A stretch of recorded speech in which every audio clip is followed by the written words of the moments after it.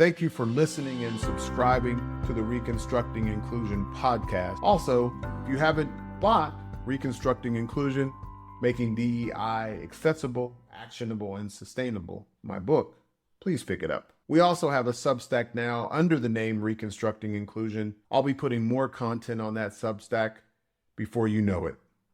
Hello and welcome to the Reconstructing Inclusion podcast. My name is Amri Johnson. I'm your host, and I'm joined today by fellow American, a Detroiter, Laura Smith. Laura, welcome to the Reconstructing Inclusion podcast. Well, I am so glad to be on here talking with you today. Thank you for having me.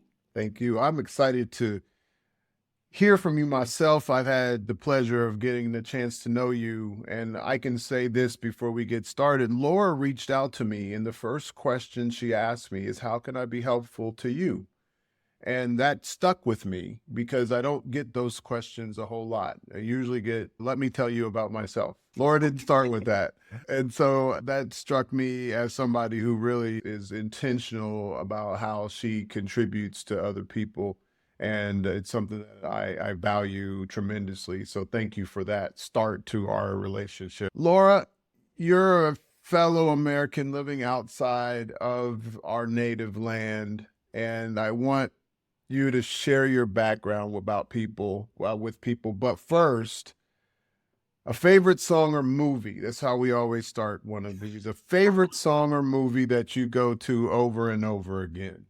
Okay. This is personal, Amri. Okay. My grandparents were jazz musicians, so I grew up around quite a bit of jazz and blues.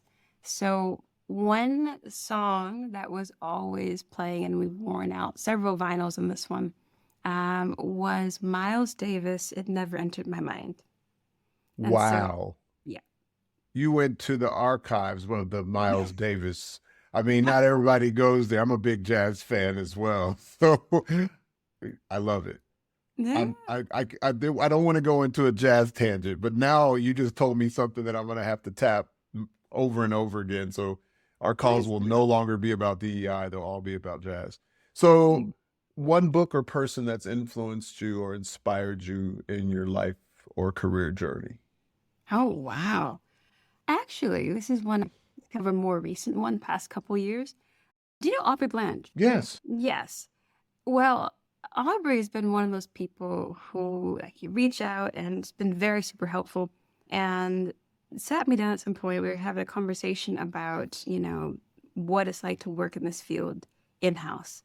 And I think sometimes having that level of preparation, just to be able to hear some perspectives, that is something that, you always have to kind of keep it balanced. It is so easy to get off balance in this field. And one of the things that I reflect on is that heart work is hard work. And there's a lot of hearts that goes into DEI. And you have to make certain that you're taking care of your own heart, you're taking care of your own self, your own mental health, your own wellness as you do this. And that's something that every now and again, I'll get reminders looking at people who are in this space to do that, to take care of myself, to put things into perspective. And you have to do that. Otherwise, it's so hard to be able to help others when you don't first, help yourself to be in a good place, to be able to support others. Thank you for that. The math path has given us all a lot of really great insights into the space of DEI. And I can say that's one of your big influencers. I would have to say that's a top one. And a lot of DEI people can probably say they're influenced, but not necessarily that they've had a chance to engage with Aubrey in that kind of way. Because every time I read something that Aubrey writes, it's on point and it's experiential and the research is solid. So it's really a clear message. So that's fantastic. Now, about Laura Smith. All right. So what would you like to know about me? I am an open book for you today. Okay. So tell us how you got from there to here and everything in between that you think would allow us to cover it in this short period of time we have on a podcast. All right. I am originally from Detroit, Michigan, like we said. And for me, I grew up with a family that worked in ministry. My dad is a minister, my mom was a youth minister, and, you know, they always work side jobs and such. So for me, I always grew up looking at how can you support a community? How can you be able to add value to that? And that was a huge part of what I grew up with and what I lived with. For me, I saw a lot of people that I grew up with in Detroit maybe not necessarily make it out of that city. I didn't perhaps grow up in the best parts of town, you'd say. But the thing I always see is it's a very small world. If you don't have role models, a very small world. If you don't have people and examples to look up to. And my dad was in the military for quite some time. And when I was a kid, he was like a weekend warrior. And my dad actually traveled a lot. And he had all these pictures and stories about places around the world. And I wanted to know, how can I get around the world and not have to risk my body in the meantime, you know, outside of military and things like this. So I went into linguistics, actually, and I studied sociolinguistics, and I worked in that space looking at essentially how your accent or your language and the way you speak, the way you form your words can affect access to housing, employment, how it helps to shape your identity, things like this. And that's a big part of my background in terms of things I love to look at. And communication became a massive part of that. At some point, I realized that a person has to make money. And academia is not necessarily like the way to do that because, you know, poor people have bills. So a thing that I had to do was get a job. And I ended up working in consulting and working with different companies. And education and teaching, I've actually got my teaching certification, 18 years ago now. Yeah, that's always my side hustle in that sense, training. And so I've been working as a teacher, working as a trainer, and working as a consultant out in Europe for quite some time now, over 12 years now, out in Germany and in Finland, and getting a chance to be able to essentially first use things with communications, but transitioning at some point, working with startups and scale-ups. And from there, I went back and got my MBA, and we're looking at essentially growth and how exactly we can see how companies are scaling and what's going to predict that. And that brought me back to almost the sociolinguistics and the sociology side of things for me, because I was looking at essentially communities within companies. I was looking at behavior and how exactly can you bring people into different organizations. And it's kind of like, how do you integrate people into a society in that sense? Some similar kind of questions. And when I was looking at things that are going to predict growth, inclusion was one of the most reliable things, particularly at the early stage startup side of things. So I started diving deep into that because I would hear a lot of folks researching diversity, but not so much inclusion in terms of what actually is going to plug people in and be empowered to be their best, to do their best, to be able to thrive. And so for me, that kickstarted a whole thing. And I ended up starting a research agency, ValiDEI, where I work with different companies, primarily investors, to be honest, when we look at different startups and scale-ups, and we investigate their ability to grow and how exactly they're doing with regards to DEI and responsibility. And I have been working in-house occasionally with, for instance, Bolt, which is the largest mobility or fastest mobility platform in Europe and Africa, and currently leading DEI at Volt, which is a fantastic delivery platform. It's like your mobile on an app, which is kind of nice. So you can pretty much order anything there, but primarily a lot of folks use it with food delivery and this sort of thing. So yeah, my thing is making certain that we're doing right, that we're including, that we're empowering all kinds of people, and making certain that big world that we're in is accessible for different people, that people can be able to thrive in it and be their best, wherever company they're working in, whatever they're doing. They have that right to be the best person they can be there. No, that's fantastic. You shared a couple things that the way you framed them, and I had heard you say this before. You talked about why inclusion really made the difference versus, we can say diversity or representation, and there's lots of ways to look at diversity beyond just single characteristics. But when you talked about inclusion, that obviously, given my book, Reconstructing Inclusion, and my kind of philosophy about inclusion, that struck me. Tell me more about what you found, both because you didn't do this kind of haphazardly. You didn't go in and say, you need more inclusion. You actually looked at data. So I'm curious about what led you to that conclusion and the work of ValiDEI? Yep. So essentially looking at multiple companies, and this was originally attached to a thesis project where we were looking at scale ups and growth predictions. And for me, my contribution to that project was looking at essentially inclusion. And we were also looking at diversity from my side as well. But when I was looking at this, I think people oftentimes have focused on diversity metrics because there was this confounding factor. Okay. So you'd have companies with high diversity and high inclusion do really well. And they would often tout these things as being because they are diverse, they did really well. Okay. However, companies that had high diversity but low inclusion, those are ones that did not do quite as well, in fact. So it wasn't the same boost that we're talking about that you see advertised everywhere. And when you look at inclusion, a lot of things that I was looking at would be measurable things like you can do network analyses, for instance, and you look and see how plugged in, how connected people would be. You could take a look at how long it would take for people to be able to find information. When you look at the onboarding process, how long did it get for people to get up to where they were evaluated to be fully plugged in and fully competent, able to execute in their area. Those kind of things were significant. Language things as well, particularly in companies that had a language policy. So if they were an English company, English language company, and they have different languages in the organization, they're importing people from around the world to work in that company there, and they were told that English is the language that they'll be able to work in. If you saw that there would be instances, people would say that there would be issues of not being able to access things linguistically, that was a major thing. When you saw that people were, for instance, recruiting within their circle as well, one of the biggest predictors for growth, in fact, was whether or not people can get outside of their friendship circle. Yeah, by the third round of hires. And that was something where you can find that, if they didn't do that, they were 40% less likely to be able to make it to the 5-year mark.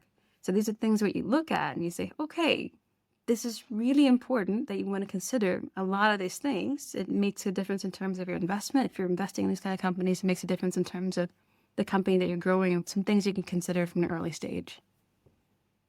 Wow, that's powerful. Did you publish any of that?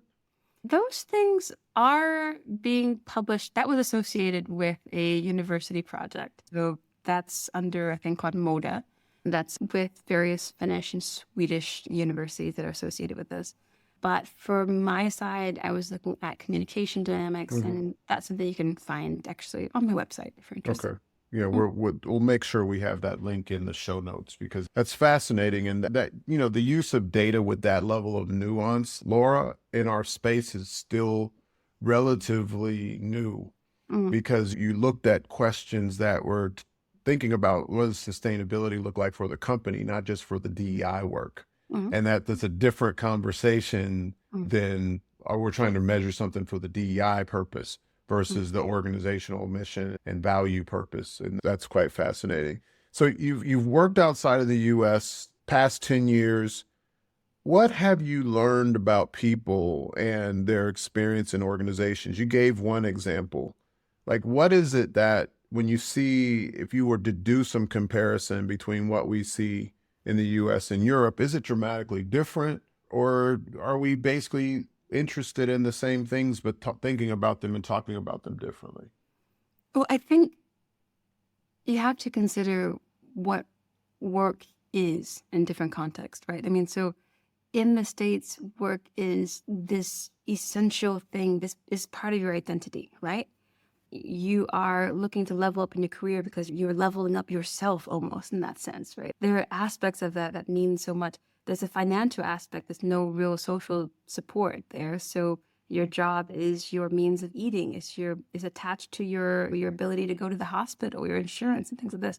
Work is so significant, so essential that I think it makes sense that it's, been a factor that we've been thinking about. DEI has been a factor we've been thinking about for a long time in the US context. Work is a part of life in Europe. It is something that funds life. It is something that it occupies 8 hours of your day, but it is not your life and it is not necessarily who you are. I think that is bigger, mindset shift that you have to have when you think about what this is. So it is something that's important for a lot of people. It's important for most people, But the reality is what that importance is different. And it's something that when you're taking a look at this and you're thinking about how you are approaching what the expectations are of that work experience, when you're gauging these things, when you're evaluating this and you're saying, and you see that people have said, how do they feel? They feel included. They feel that they belong at work. Well, that's a loaded word, belonging, anyway. But when you talk about, do you feel like you belong at work? You may get lower scores for that in Europe. It doesn't mean they're less engaged. It doesn't mean that they're less valuable employees. They may not necessarily feel that they have to belong there, or that that work belongs to them per se. And belonging has a sense of ownership to it. So you have to think about, does the job actually own you, And those are considerations that we don't really think about so much in the U.S. context, because perhaps the job does own us more there. But these are things that you have to think about from a cultural standpoint and the social context that an organization exists in.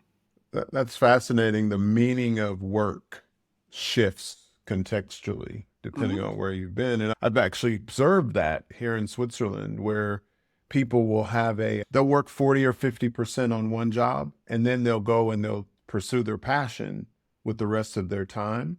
And so it's still an opportunity to make money for many of them, but they're not so concerned about the revenue. And as an entrepreneur for most of my life, I'm always concerned about the revenue. So that whole orientation is like, what? You have a business and you're not, I really like to do this and I really like to make this kind of, I'm like, oh yeah, me too. And that's kind of funny because I'm from Detroit, right? And there, I would say the biggest hobby is a side job. So I think people recreationally work, and that's a big thing. So they would have your full day. You can work in the factory. You can work doing whatever you're doing. And then after that, you go to the studio. And then, you do your music thing. You do your side gig. You do your podcast. So there's so many things that people are doing that are actual jobs on the side for fun. So... yeah. Well, I guess there's some overlap there. So again, you've been living outside of the country for 10 years. What have you learned about Laura? Let me give this caveat. When we talked, you grew up in Detroit, and Detroit is, go back to the Parliament Funkadelic days, it's a chocolate city, right? It And is. so you said you became Black. Tell me about that. Yeah. So for those who don't know, Detroit is probably, when I was growing up there, it was somewhere around probably 85% Black. And so in that sense, I had a lot of freedom to be a very broad version of myself. I didn't have to be boxed in. I didn't have to represent all of Blackness in my identity every day. I was a person. And obviously I was very aware of my Blackness because my dad would drive me to school, and I went to schools in like Sterling Heights, and which is often called Sterling Whites for a reason.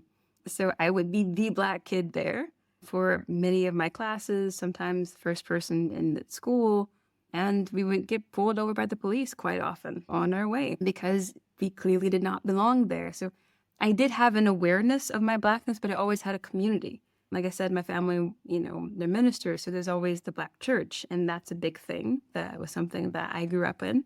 And there, once again, you can just be a person. Now, when I went to other contexts, an aspect of my personhood took on more significance. And that's something that people put more perspectives on it. I remember when I went to Stanford, they have a Blacklist, right? It's like a mailing list. I don't know if they still have it. Very good if they do, but This FYI for the listeners, it's a good Blacklist. it's a mailing list where they would give like tips and resources and support for people who are Black in some way. But I remember thinking when I got put on that, and particularly when I went to something like some event, I was probably the only person from like inner city America there. A lot of the folks there, we had some Caribbean folks, a lot of African folks, people from around the diaspora, but Blackness didn't mean my experience in the world. And that's where I was like, I don't know if I felt so tightly associated with that label in that context there. when I moved to Europe, though, and after a while of different things happening, of course, back in the States and this George Floyd situations and such, and then also just being an immigrant in the country, Finland, that I'm in right now, that is just really, really pale, you realize that your experience, no matter what you came from, you are where you are now. And Blackness took on a different meaning at that point. So when I walk out the door, if I'm wearing some very casual clothing, if I don't have like my laptop with me or something like that, I'm just as Black as any person that they may consider to be a quote unquote undesirable immigrant in that sense, or a refugee or something like that. I'm as Black as any African that they might have stereotypes about.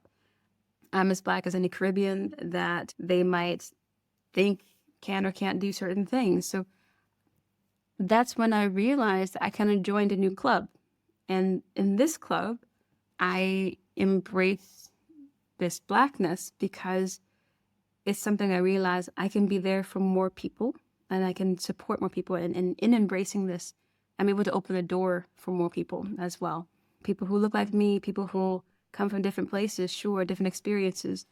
But like I said, everybody ought to have the ability to be able to thrive where they are. Yeah. And so it's something where I realized becoming Black allowed me to help more people, also labeled that, thrive. Thank you for sharing that. I think I've had a lot of thought thinking about this, and I don't know if I did it or if the way I'm acculturated, the way I'm perceived, because you said something interesting is I'm still trying to sort this out.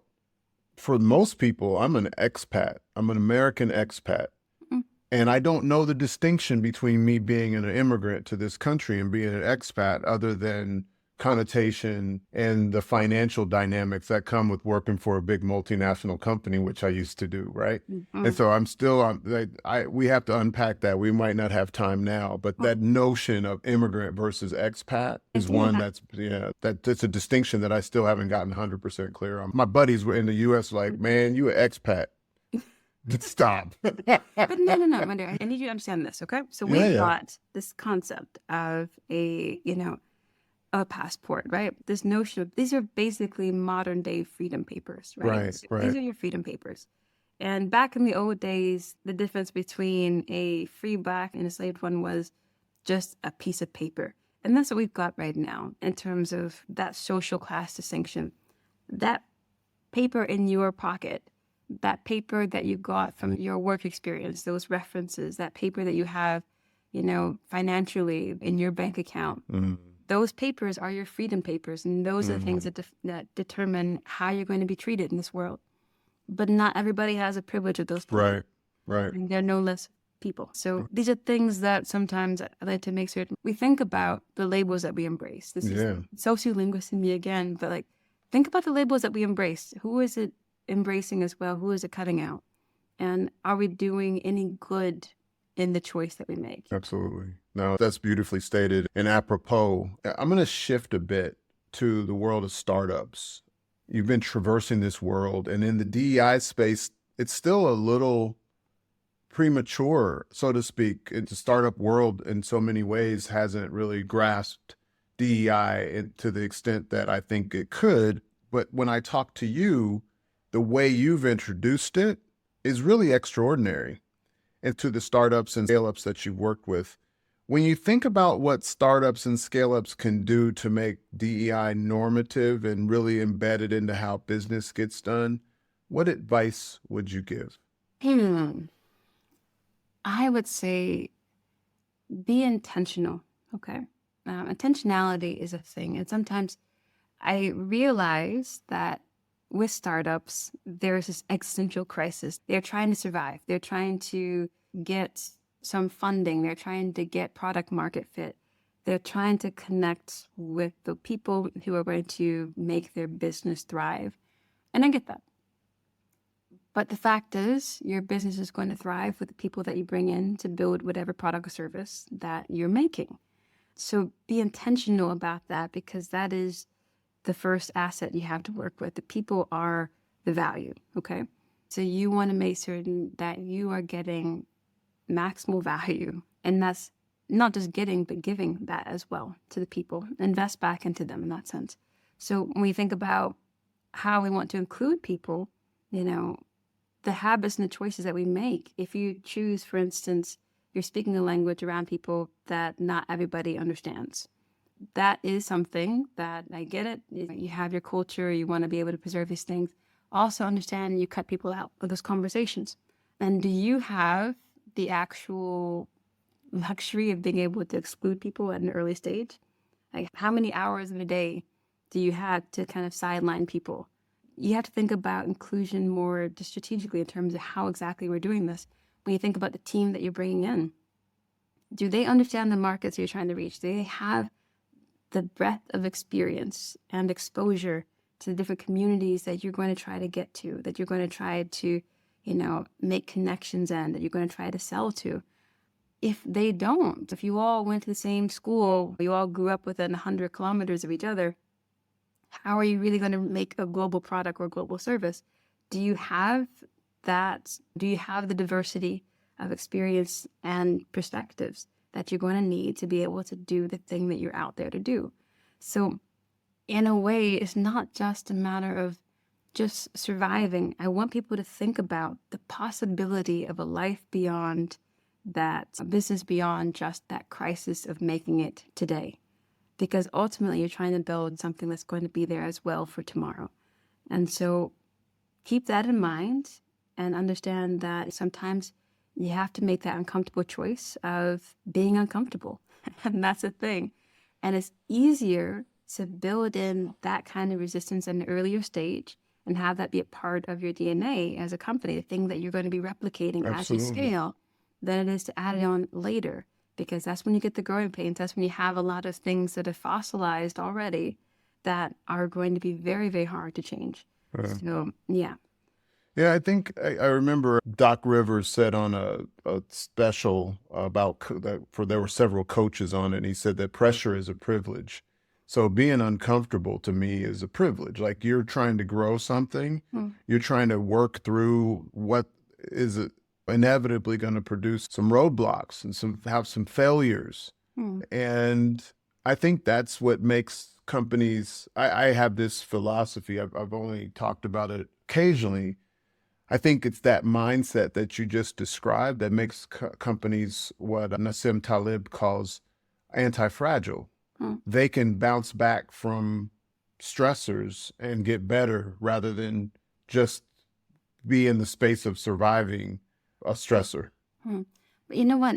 I don't think this is an easy thing at all. No. I don't. No. And I think about this because when we talk about that ability to bounce back from failure, I'm very keenly aware that, for instance, when it comes to like the startup space, when it comes to funding, there are certain demographics that when you fail, you are considered a failure.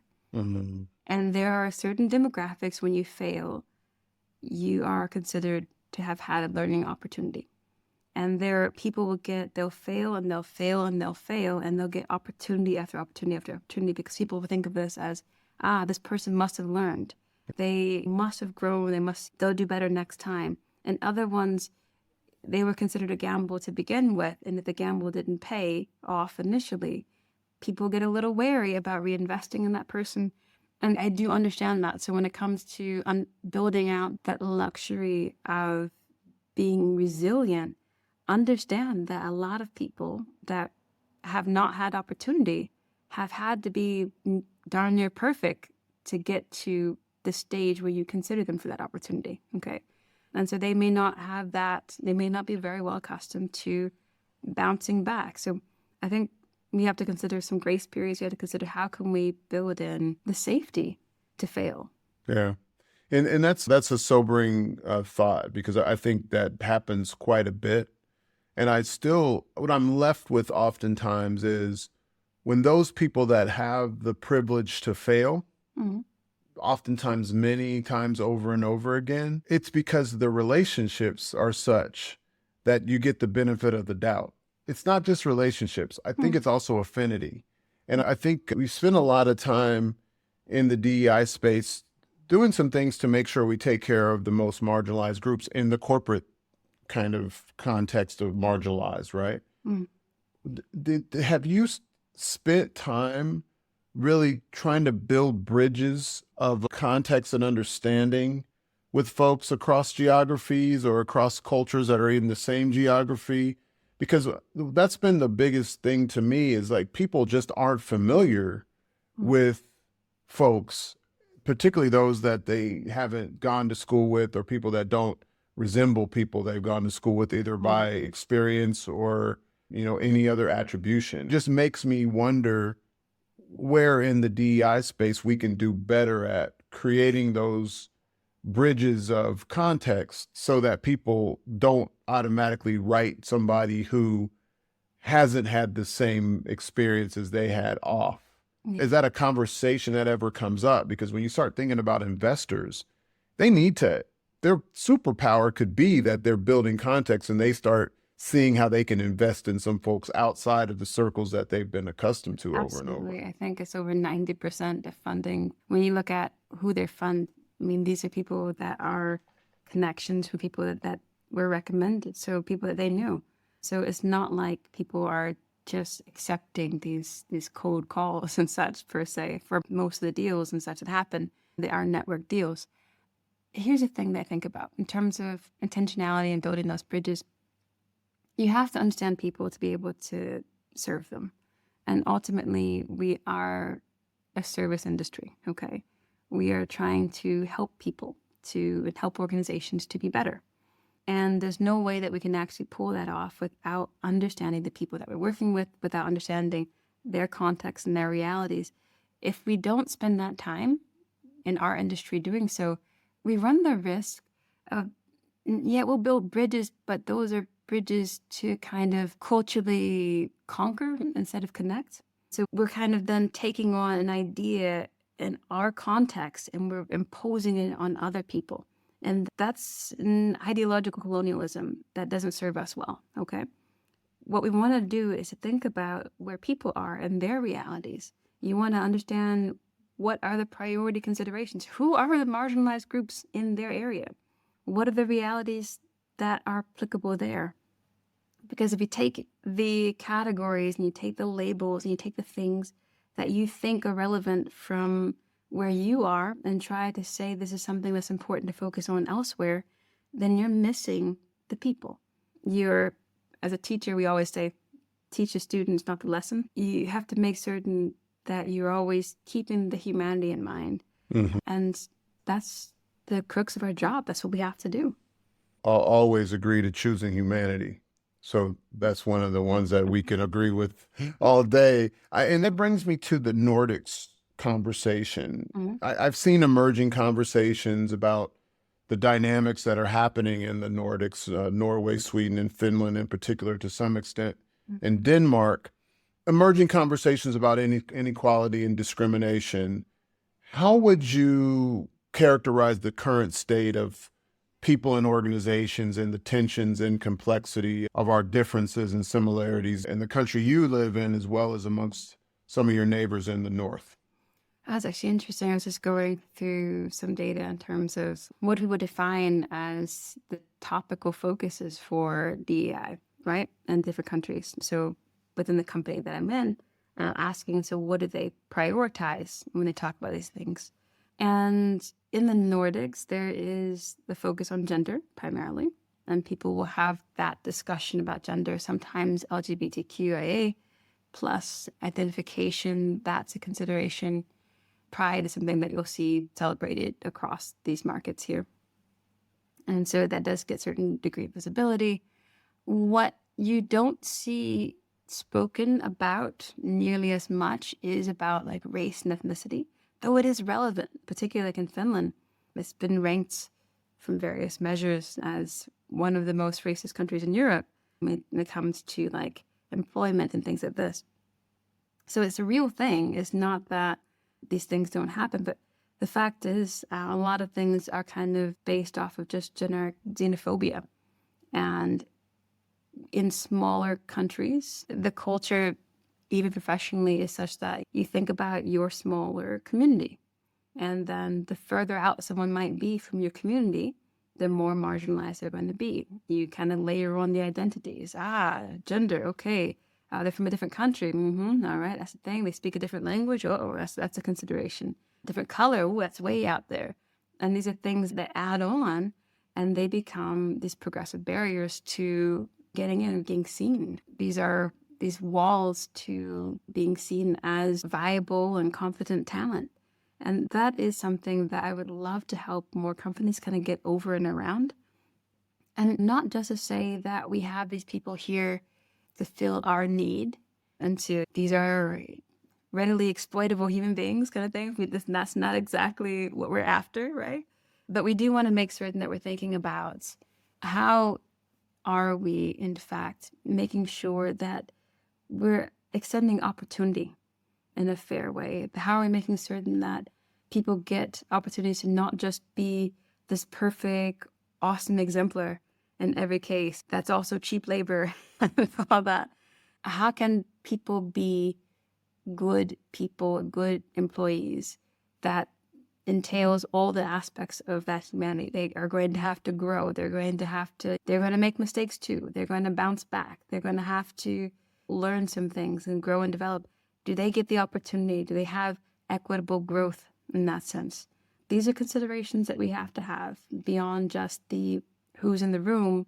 It's about who's allowed to thrive while there. And that the conditions are created for them at wherever they might be. And I think sometimes thriving gets homogenized. If this is what helps so-and-so thrive, this will help everybody thrive, right? Particularly if they're the predominant group. So that resonates with me. So we're going to move towards the last couple questions. You've talked about data, and a lot of DEI influencers on LinkedIn talk about the use of data. You're doing some really fascinating things. You shared some of the things that you've done in the past. What's really on your plate right now with your current firm? And it seems like a little bit more anticipating than reacting. And that's really cool to me. So can you tell us a little bit about what you're up to, and why did you start approaching the work with data in this way where DEI is concerned?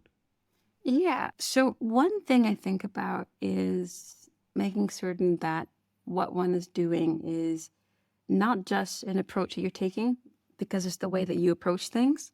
You want to make certain that you're approaching things that's most relevant for the people that you're talking to.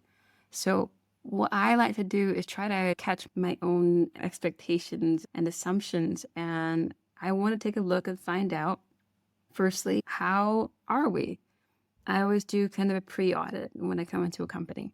And that's a fun thing that I'll spend the first 6 months kind of working in, particularly for global companies where if you're in 20, 30 countries and such, it takes a little while to kind of get around. But the gist is you want to be able to understand a few things. Firstly, you want to understand safety. That's the first thing you want to look at. How safe are people to be able to engage in this topic? And that can come down to thinking about legalities of things. It can come down to thinking about professional safety, these kind of things. What kind of protections do you have, right? You also, of course, want to take a look at, what's the track record the company has. You're never coming in from scratch. You may be the quote unquote first person that they've hired for something, that they're going to pay for to do something. But the reality is people have been talking and speaking up probably for years before you came there. So what has been the discourse? What's the conversation you're jumping in the middle of? What's the story that you're coming in already in the middle of this book? So you have to make sure that you understand what that is, the context. And you have to look at the readiness to respond, right? So, for instance, it's a great thing to be able to, people love to do the audits and say, oh, great, we did the survey. And they love doing these generic surveys that they'll toss out there. They'll toss out all kinds of questions that aren't relevant for that market and that aren't relevant for what those people are able to respond to at that particular time. And what's the upshot of that? Well, then they get people who have volunteer their time and their energy and their thoughts to something that is just going to basically die from neglect. It's going to wither away. And that's going to destroy trust. It's going to essentially make people averse to participating again. So you want to make certain that you can understand what you need to scope to, what are some things that are actually actionable, what are some things people are able to respond to, consider the bandwidth, the resources, the reality people have. And that's what you assess. Also, of course, you look at, are there external pressures? Do you have any regulatory considerations? Are there any things that's relevant for your business? And you want to make certain you have some connection that's organic and authentic towards the actual organization itself. So you can't just come in talking about, hey, DEI is the thing to do. It has to be something that you can connect either to the strategic objectives, to the cultural identity of the organization, to who it says it is and what its mission is. There has to be some kind of fundamental connection or anchor between what you will be doing and what they already are, who they already are. So those are things you typically look at in a pre-audit. And that's kind of where we're wrapping up right now. And then we essentially define the priorities with leadership to be able to say, okay, this is what we're going to do. And this is, how this is going to be integrated into the organization. Because that is a thing that I will look at. I don't necessarily like to be in a place where DEI is just talk. And I will leave places if it's not the case, if I don't do figurehead roles. But I want to make certain that we can map out something that's a goal, that's a measurable goal, something we can actually be able to say if we're achieving, if we're getting there, or if we need to pivot at some point. And those are the kind of things that you have to be able to keep momentum and accountability. So that's what we look at in early stage DEI development, initiative area in companies.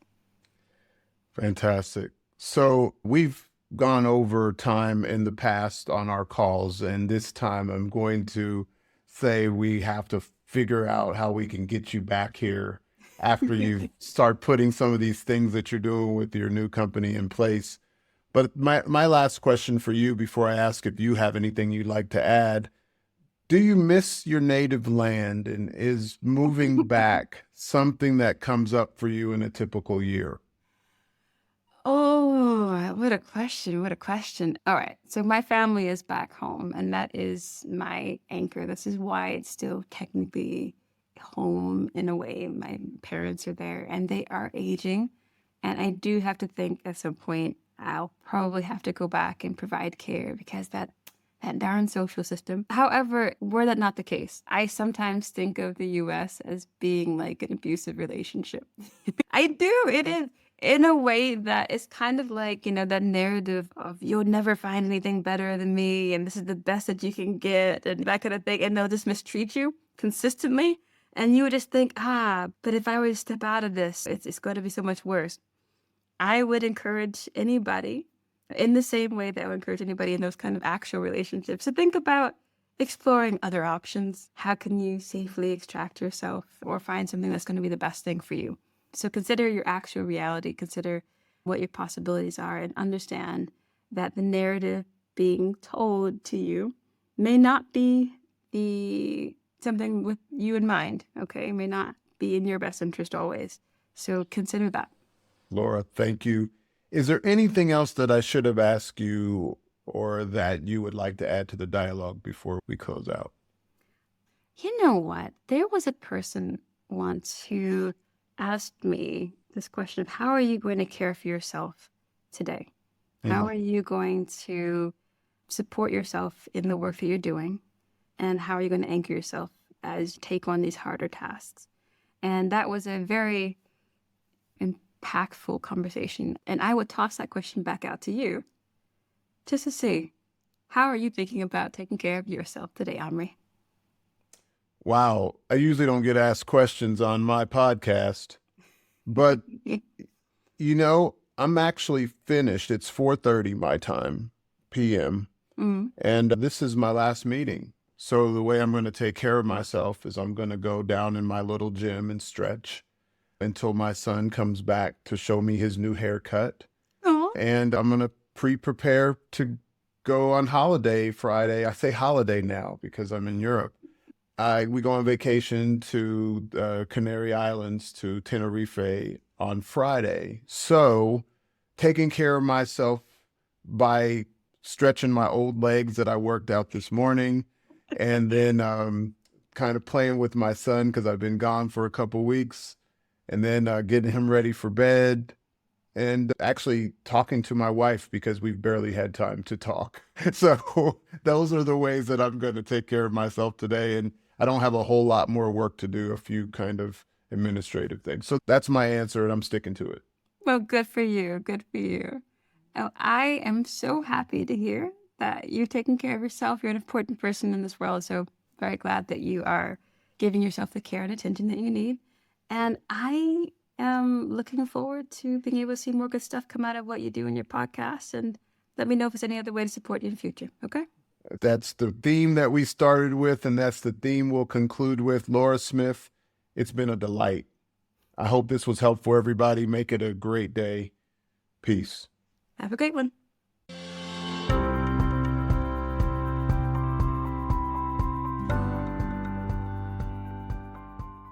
If you are committed or simply a little bit curious about how to make DEI accessible to everyone, actionable, that is, unambiguously prioritized and sustainable, aligned with personal and organizational purpose, hit the subscribe button.